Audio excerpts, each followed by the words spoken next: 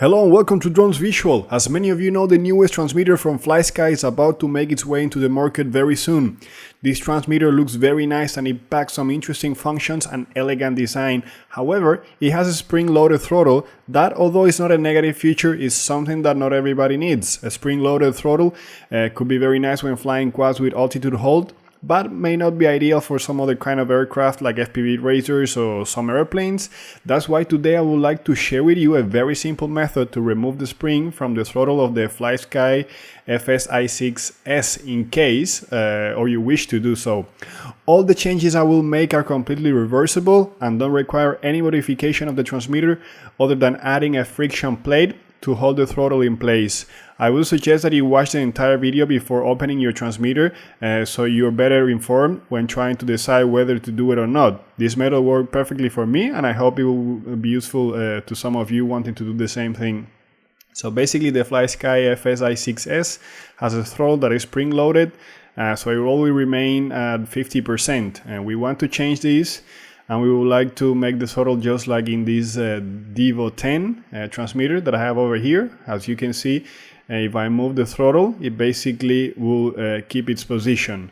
So that's what we want to do. Let's go ahead now and give it a try. The first thing we need to do before getting started is making sure that there are no batteries inserted in the transmitter. So let's take a look and make sure that they have been already removed. You can see that the batteries are gone. So we can then proceed to the second part. Notice these rubber grips here on both sides. Well, we need to remove them next. The rubber grips can be easily removed by applying some lateral pressure. Otherwise, use a plastic tool and insert it between the transmitter and the rubber. Right under the rubber, we'll find two holes with the screws. To make the process faster, I already removed the screws. So we will then proceed right away to the next step. Now with the screws gone, I can make some pressure and pull the two plastic plates that make up the body of the transmitter apart to expose all the internal components of the transmitter. To work more comfortably, I advise you to unplug all the wires connected. All the wires that go from the rear plate to the circuit board. We will start here by the power supply. You can also take a photo to remember in what order the wires were connected in case you fear forgetting, although I think it's pretty easy in this case. Now that the rear plate is gone, it's much easier to start doing things. You can see that there aren't many components inside the transmitter, just a circuit board with the processing unit, the sticks and a few other components. We don't need to pay much attention to those other components, we just need to focus on the right side here, which is the throttle. Don't get confused, as the throttle is now on the right side as you're looking at the transmitter from behind. So let's take a closer look now. Here you can see basically the throttle stick on the internal side, but it's still hard to see the spring that we need to remove from this angle. The spring is located on the upper left corner and it's rather tiny, so let me change the position of the transmitter so you can see it better. Here from this angle things should look much better. You can now see the little tiny spring that is responsible for keeping the throttle stick always at 50%. You can see that if we move the throttle, the spring extends, and then when we release it, it recoils, pulling the throttle back to the center. Before moving into the spring removal, I suggest we unplug this connector that you can see over here, as it will make our task much easier later. Okay, the connector is now out and I will place it here on the side. Don't want to damage these other wires by accident. We can then continue with the main task. Using a screwdriver, I will attempt to remove the plastic component that is keeping the spring in place. You can see the tiny screw that keeps the component in place. I started trying to unscrew it using this screwdriver, but I don't have much grip with it and the screw seems to be rather tight. So I will go ahead and switch and get a better screwdriver. This screwdriver is doing a much better job. I still have to be very careful because these kind of screws tend to be rather fragile. And if I damage the head, I might not be able to take it out at all. The screw seems to be rather long. I thought it would be a short, tiny screw, but I might have found an anaconda hiding inside here. Who would have thought that? I probably needed to have fast forward all this section. You must be all falling asleep now, but just bear with me for a few more seconds. I'm about to be done. Okay, it took forever, but the screw is finally out, sound and safe. Now using these pliers here, I will pull the tiny plastic component holding the spring in place out. I'm doing this carefully because I don't want the spring to go flying like a quadcopter if I pull it out too fast. Let me see here. Oh, oops. Well, I mean, it still managed to shoot the plastic component a few centimeters away. So be careful when doing this. I was still able to recover the tiny plastic component. My advice is that you keep all these tiny components in place, and this is the little spring also that I managed to find. It didn't get lost. Well, the spring is gone, but we still need to get rid of one more part, and that's the rocker arm that's hiding here under. It's not a good idea to keep the rocker arm there as it has no function now, so we need to remove it as well. But it won't come off so easily, so we need to do something else.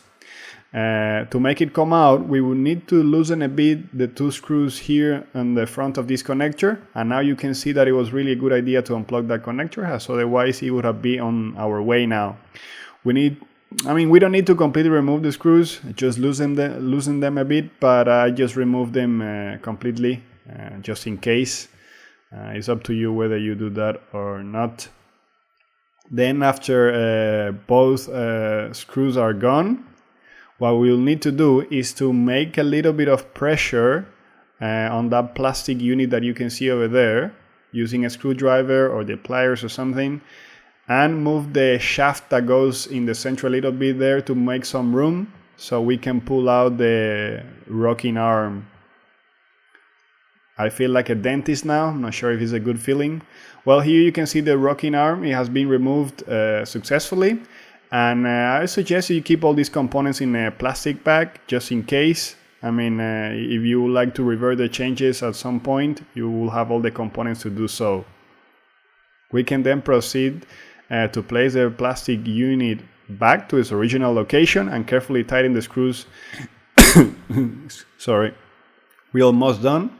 I mean, the spring and the rocking arm are gone, but we're not quite ready to, to use the transmitter, and let me show you why.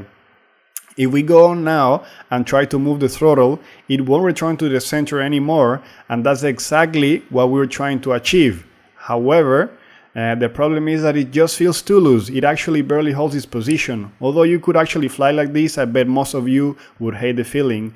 This throttle stick certainly needs some Viagra, and luckily I have a pack over here. I will now present you with the only external component you might need to use to achieve perfection.